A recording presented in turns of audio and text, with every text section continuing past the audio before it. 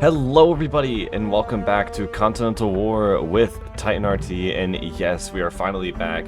After Xenos has finally uploaded his turn 3, we are now back looking at the Continental War map, where today we have to deal with some problems in the south.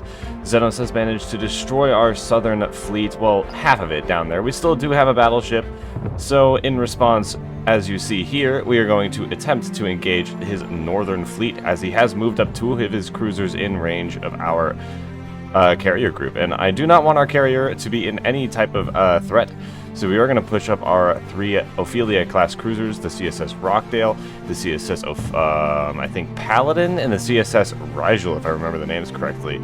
And I don't remember the names of Xenos' ships here, but as we do see, we are taking some hits already on the CSS Paladin as we move in here. Now, there has been a few balance changes at the Navy, as I realized that the 6-inch guns we're running on our cruisers have a much less range than the ones on the Ophir class cruises for the Aurelians. So we have made it so, and this, I haven't, the CSS Rockdale takes a very big hit there and is split into about 3 pieces and sinks to the bottom of the ASEA there. But talking about the balance changes again, the 6-inch guns on our Ophelia class cruisers have only about a 15-kilometer range, whereas the Ophir class cruisers had a 20-kilometer range. If you watched Xenos' video, you would have figured that out, as he engaged and destroyed our 2, or I think 3 cruisers in the south that I had, or 2, no, it was just 2 down in the south.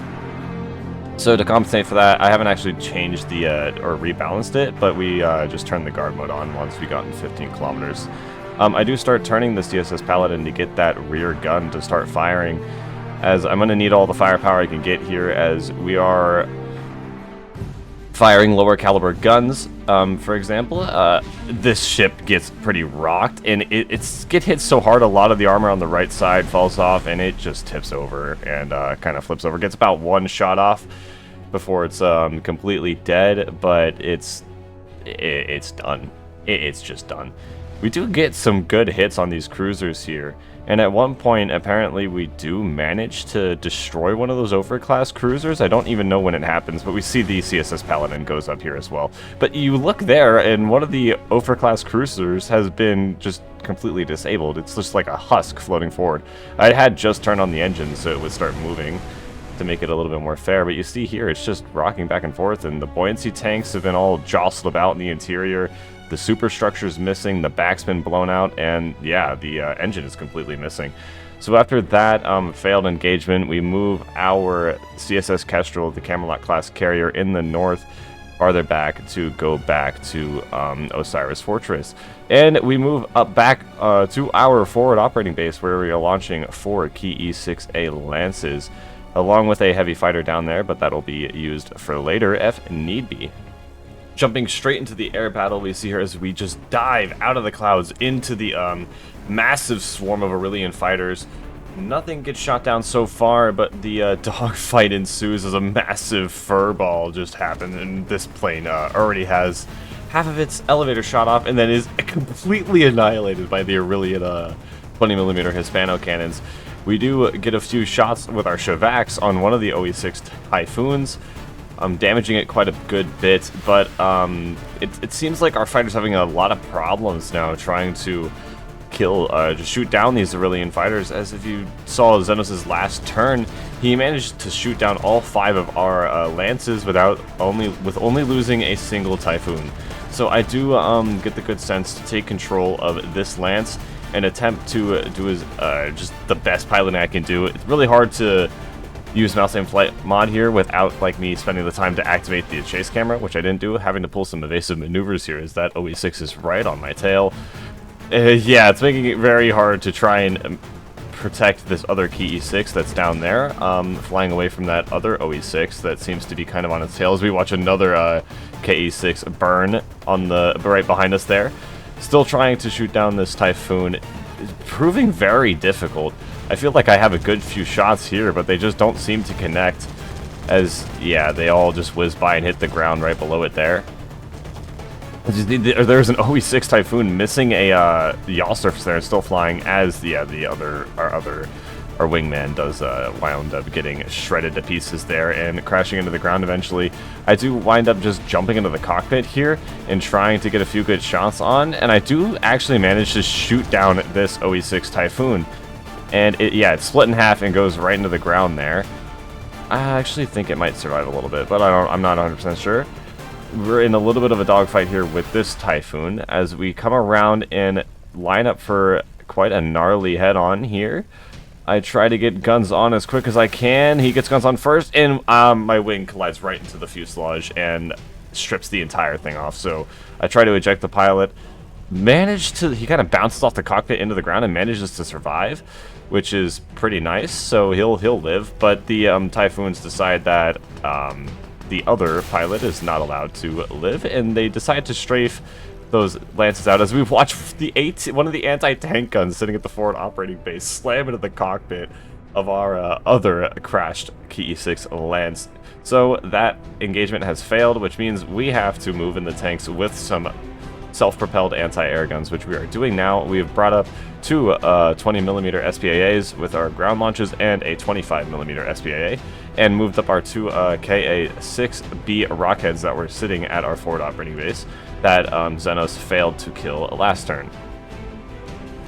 Now, we are just trying to pelt the base from quite a distance, just trying to take out those 75mm emplacements. As you see, we already have done here. I've made a few cuts into this video just to show that happening. The emplacements didn't really seem to get any accurate shots on us, so they missed most of the shots as we just continue firing on the 20mm emplacements that are there.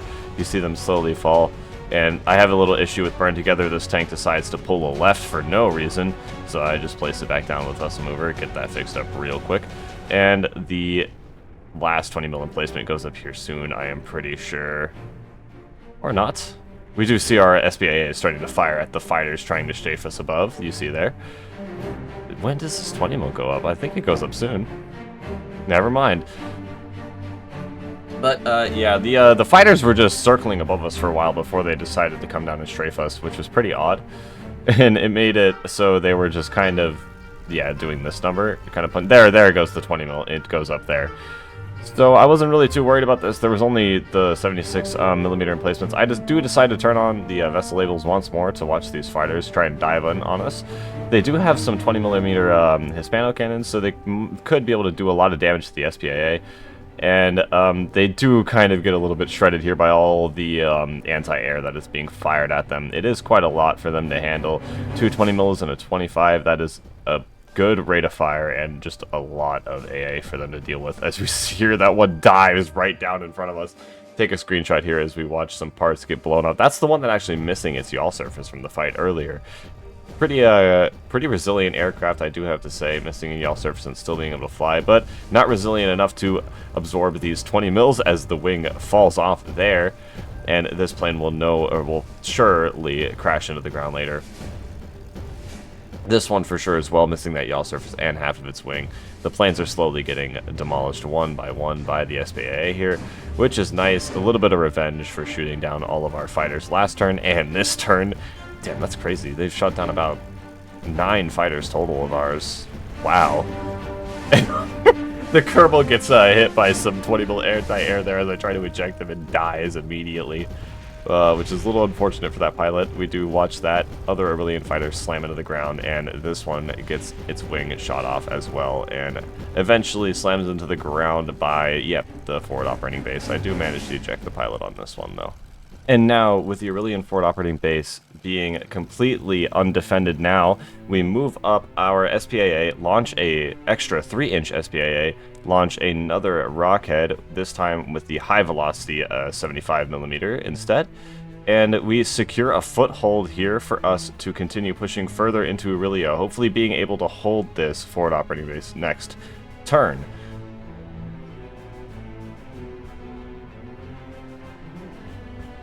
And now, moving all the way down to the south, we have constructed a bridge with this supply truck here, and we have also deployed 2 more supply trucks to move into the island chain, where we have set up a forward operating base where we plan to start to make an offensive down to the south.